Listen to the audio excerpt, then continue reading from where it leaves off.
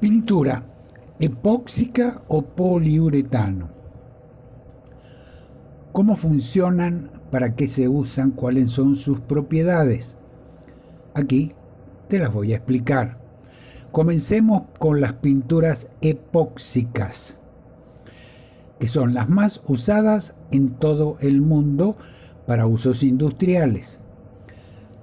Primero, nacen a partir de la Segunda Guerra Mundial, alrededor de los años 50, y son las más usadas a nivel industrial, sobre todo por dos propiedades fundamentales.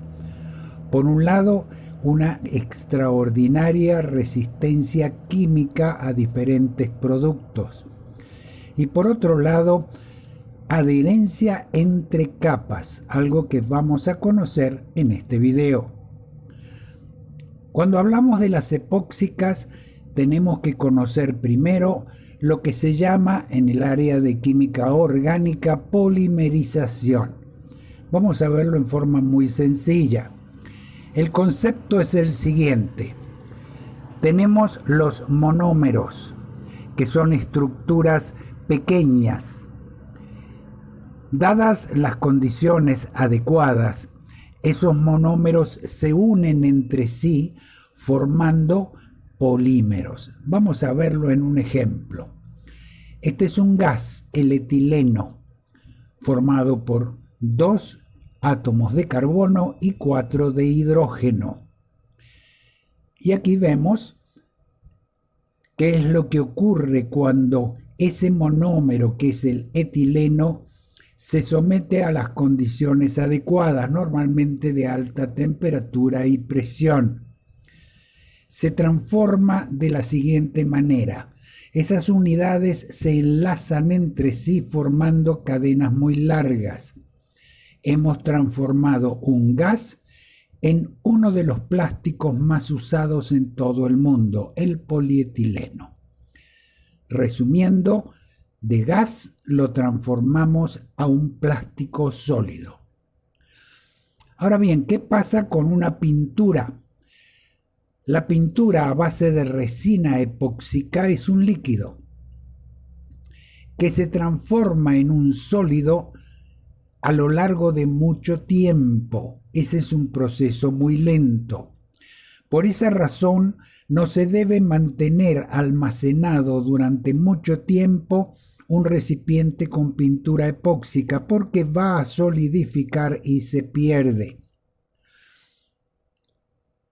En la práctica, lo que se hace es mezclar esa resina epóxica líquida con un catalizador.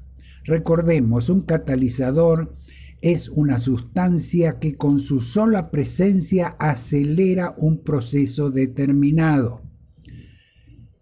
Al mezclar la resina líquida con el catalizador, también en formato líquido, se transforman en un sólido, pero ya en un tiempo mucho más corto. Cuidado ahora.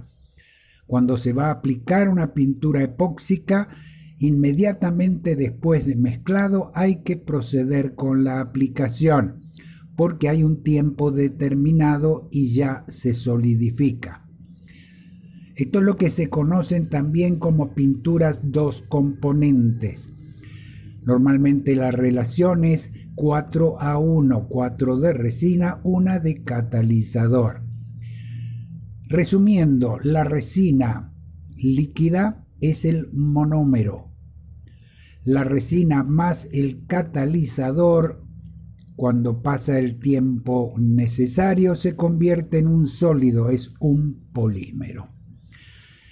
Hemos dicho que una de las razones por las cuales se usa en todo el mundo industrial este tipo de pinturas epóxicas es la notable adherencia entre capas.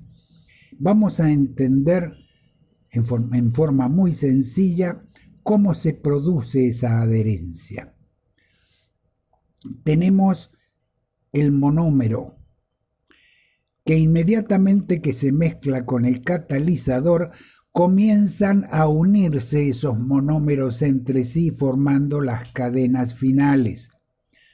Pero cuidado, antes de que se complete un cierto periodo de tiempo, se debe aplicar la capa siguiente, que también va a pasar por el mismo proceso de irse conectando los monómeros.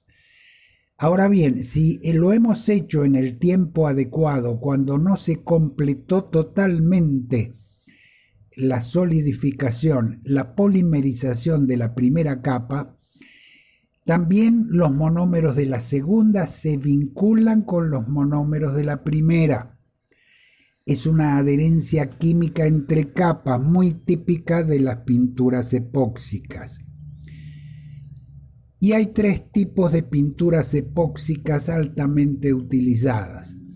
La resina es la misma.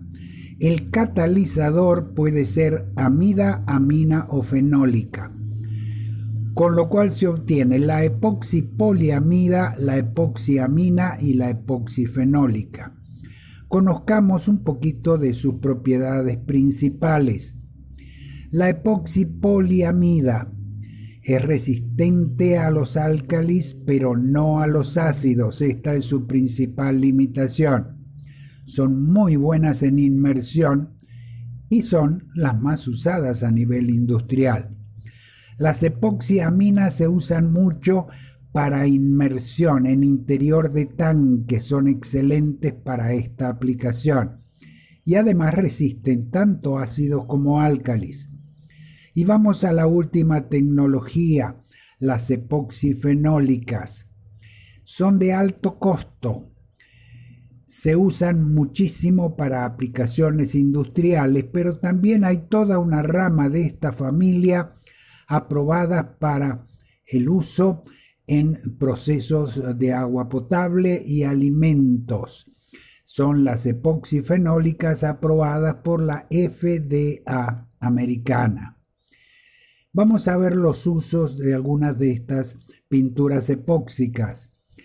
En patios de tanques como este en una refinería en Venezuela, o este patio de tanques en Guatemala, donde los tanques se pintan de negro para que la radiación solar penetre y mantenga fluido el petróleo, con lo cual se puede bombear más fácil. También los tanques esféricos que se usan para almacenaje de gas se pintan exteriormente y muchas veces interiormente los tanques también se pintan con estas pinturas epóxicas. El defecto principal que tienen las epóxicas es que sometidas a la radiación solar sueltan un polvillo blanco, conocido como tizamiento. Es solo un defecto visual, reduce los colores, pero a la hora que se desee aplicar otra capa de pintura encima, este polvillo dificulta el repintado. Y vamos a conocer los poliuretanos. Pinturas duras y flexibles, pero su principal característica es que retienen brillo y color por muchos años. No les afecta la radiación solar. Veamos algunos de sus usos. Por ejemplo, para identificar el logotipo de empresas en los tanques como estos de YPF en Argentina, o estos tanques de Sincor en Venezuela. Otra de las aplicaciones es para la identificación de los tanques. Recordemos que el primer número indica la capacidad en miles de barriles. Mientras tanto, el número lo que indica es la identificación de ese tanque en particular. Por otra parte, tenemos aquí en un patio de tanques la identificación. Estamos hablando de tanques de 40.000 barriles. También se ha usado en aplicaciones más de tipo visual. Por ejemplo, este es un patio de tanques localizado muy cerca de una población y entonces se pintan de colores un poco para armonizar con el ambiente. Y este es otro ejemplo interesante, un campo petrolero donde alrededor se desarrolló un crecimiento poblacional con muchos niños. Y entonces han pintado algunos de los balancines con pintura de poliuretano y figuras adecuadas.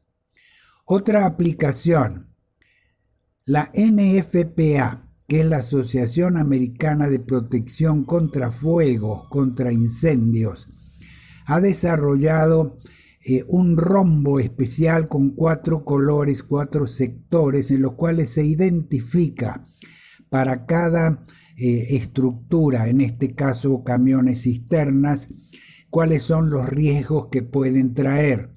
Esto también se usa en tanques.